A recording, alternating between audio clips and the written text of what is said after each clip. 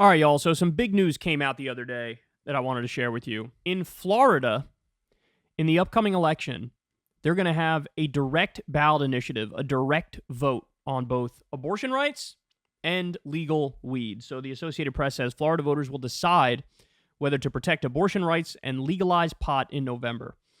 The Florida Supreme Court issued rulings Monday allowing the state's voters to decide whether to protect abortion rights and legalize recreational use of marijuana, rejecting the state attorney general's argument that the measure should be kept off the November ballot.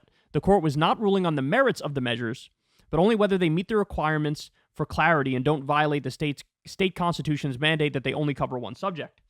The court's ruling came the same day it upheld the state's ban on most abortions after 15 weeks of pregnancy. State lawmakers had tightened the ban to 6 weeks while the issue was still in court. Monday's ruling, therefore, likely paves the way for the 6-week ban to go into effect.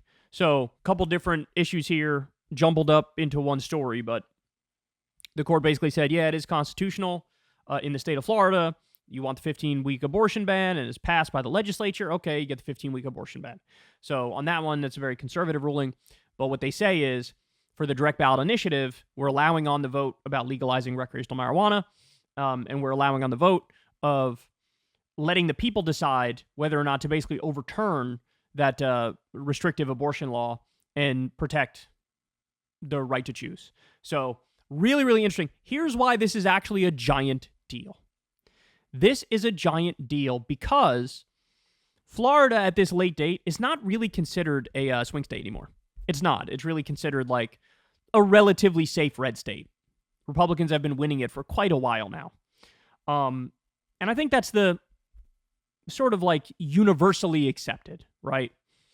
Well, because of these two direct ballot initiatives that are going on for November, now, I mean, I don't know if I'd go as far as to say it's definitely a swing state, but I will go as far as to say it's certainly more of a swing state than it's been in the past 2 or 3 elections.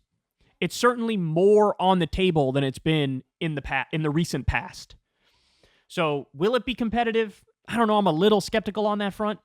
But certainly these direct ballot initiatives will get more people to the polls by their very nature because of the issues that they're on, and make it way more possible that Biden could take the state over Trump just because these two direct votes are on the ballot. Now, it's very possible people might still vote for that and then leave it blank, right? I still think you're looking at a Trump +5 type state, right? But in theory, it makes it much more competitive than it would have been otherwise. Now, here's the other thing. I mean, look, I'll go out on a limb here. I'll make the prediction right now. So my guess is, and this isn't particularly like controversial, right? But I think they're going to vote in favor of the right to choose, and I think it's going to be kind of comfy. I think it's going to be pretty comfy margin. I think they're going to vote for legalizing recreational marijuana, although I will say I think it's going to be it's not going to be as overwhelming as the vote will be for the right to choose. So it'll still win, but it'll be by a smaller margin than the right to choose. But then I also think it's still going to be Trump winning, maybe with like 54% of the vote, something like that. So you're going to see like, yeah, we're pro-abortion, yeah, we're pro-weed, and also we support Trump. And the reason I make this prediction, it's a loose prediction, but a prediction nonetheless, is that I believe it was in 2020 where they had a direct ballot initiative on raising the minimum wage. And it passed overwhelmingly. It got like 60% of the vote, right?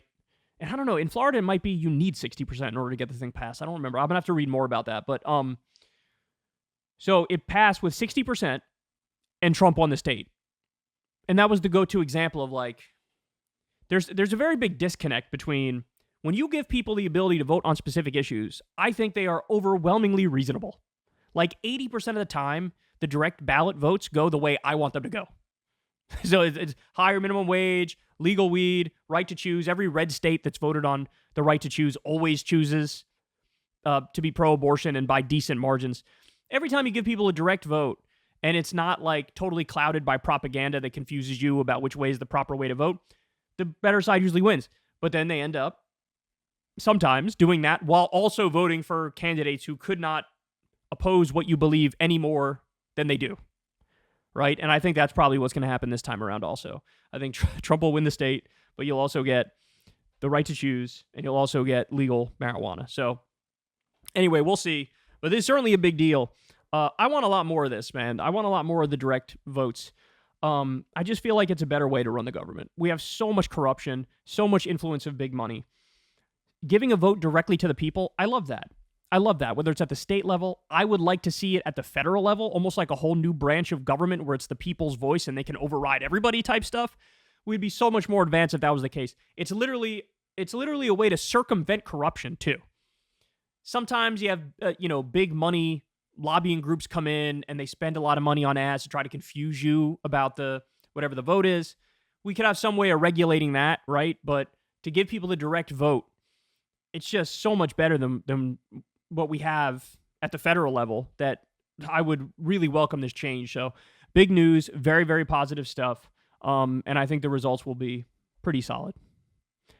All right, guys, that's the show, y'all. I love y'all very much, as always. Everybody do me a favor. Please subscribe to the channel. Helps out massively. Costs you nothing at all. Trying to get to 10 million subs. We got a while to go, but as I always say, we got to build it one at a time. So thank you. If you are indeed subbing, click that bell icon so you get a notification every time a video drops. Anytime you leave a comment or a like, that certainly helps in the algorithm, helps push the video out a whole bunch more. Thank you so much to everybody who supports the show on Patreon or tips with the thanks button on YouTube. You know I love you guys. You can always sign up for Crystal Kyle and Friends on Substack as well. That link is below. This week we have on Anna Kasparian, and I'm really looking forward to that. Should be a fun conversation. All right, guys. I will see all of you tomorrow for Crystal Kyle and Friends with Anna. And that's all we got. I'll talk to you later. Peace. Hey, y'all. Do me a favor and like and subscribe. It helps out big time in the algorithm. Click the bell as well for notifications when videos drop. And watch that video on screen right now. You know you want to.